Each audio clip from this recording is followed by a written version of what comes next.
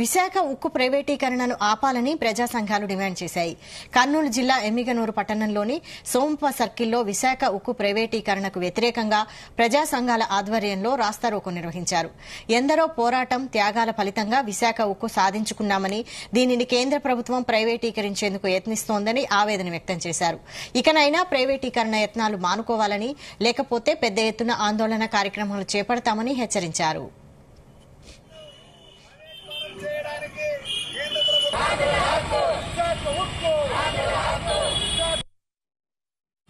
AITC జాతీయ కార్మిక సంఘాలు అలాగే జాతీయ రైతు సంఘాల ఆధ్వర్యంలో విశాఖ ఉక్కు ప్రైవేటీకరణ ఆపాలని చెప్పేసి ఈరోజు రాష్ట్ర వ్యాప్తంగా కేంద్ర కార్మిక సంఘాలు, కేంద్ర రైతు సంఘాల ఆధ్వర్యంలో మరి రాష్ట్ర వ్యాప్తంగా రాస్తారోకో కార్యక్రమాన్ని చేపట్టడం జరిగింది. ఇప్పటికీ దాదాపు 1300 రోజులు ఈరోజు విశాఖ ఉక్కు ప్రైవేటీకరణ ఆపాలని చెప్పేసి కేంద్ర కార్మిక సంఘాలని కూడా విశాఖ ఉక్కు స్టీల్ ప్లాంట్ దగ్గర నిరాహార దీక్ష చేపట్టారు.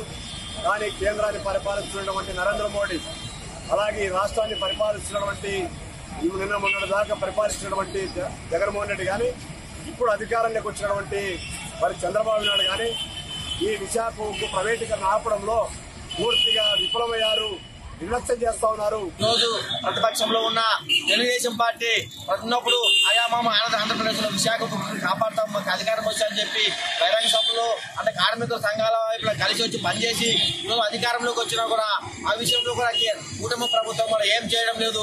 ఇప్పటికైనా కేంద్ర ప్రభుత్వాన్ని, రాష్ట్ర ప్రభుత్వాన్ని హెచ్చరిస్తున్నాం. కార్మిక సంఘాలు, రైతు సంఘాల తరఫున గతంలో ఏం హామీ ఇచ్చారో ఆ హామీని కంపల్సరీ అసెంబ్లీలో కావచ్చు, పార్లమెంట్ లో కావచ్చు, విశాఖ ఉక్కు ఫ్యాక్టరీకి సంబంధించింది, ముడి సరుకులకు సంబంధించింది ఏం తీసుకోకుండా అట్లా పక్కన ఉన్న విశాఖ పడవల నుంచి కూడా అదాని అమ్మాయిని తరలిస్తున్నారు.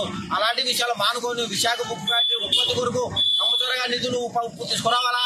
అలాగే తేలకపోతే మాత్రం పెద్ద ఎత్తున ఇప్పుడు రాష్ట్ర వ్యాప్తంగా ఉద్యమం జరుగుతుంది. విశాఖ ఉక్కు ఫ్యాక్టరీ